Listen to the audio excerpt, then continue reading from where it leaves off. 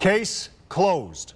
The police officer who shot and killed an unarmed Case Western Reserve law student from the United Arab Emirates will not face any charges. A grand jury returning no indictment against Hudson Police Officer Ryan Doran in that mysterious December deadly shooting. News 5's Derick Waller talked to a professor who studies cases like this. And Danita, an expert on police use of force, explains just how difficult it can be to indict a police officer, let alone get a conviction.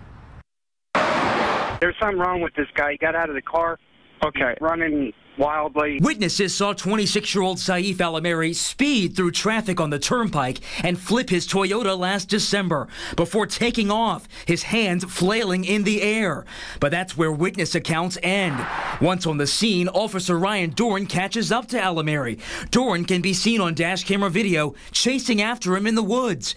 According to a newly released Ohio Bureau of Criminal Investigation report, that chase continued into a muddy ravine, with Doran claiming Al-Ameri, who had marijuana in his system, charged at him, choked him, and reached for his gun. Forensic evidence backed up claims of a struggle, but there were no witnesses and no additional video. This is the reason that people really argue that we should have body cameras. Cleveland State criminal law professor Jonathan Whitmer-Rich says it's not surprising Doran was not indicted, and says it's hard to imagine any jury finding him guilty of anything. It would be very difficult to say beyond a reasonable doubt, without additional evidence to disprove Officer Doran's account. And certainly if the grand jury believes that an individual is like reaching for an officer's weapon, that's a situation where, you know, it appears to be not just fearing for their safety, but fearing very gravely for their safety.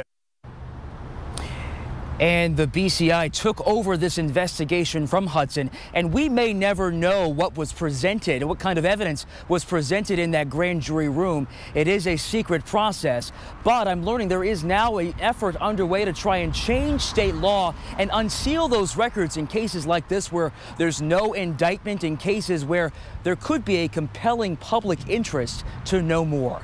Live in Cleveland, Derick Waller, News 5.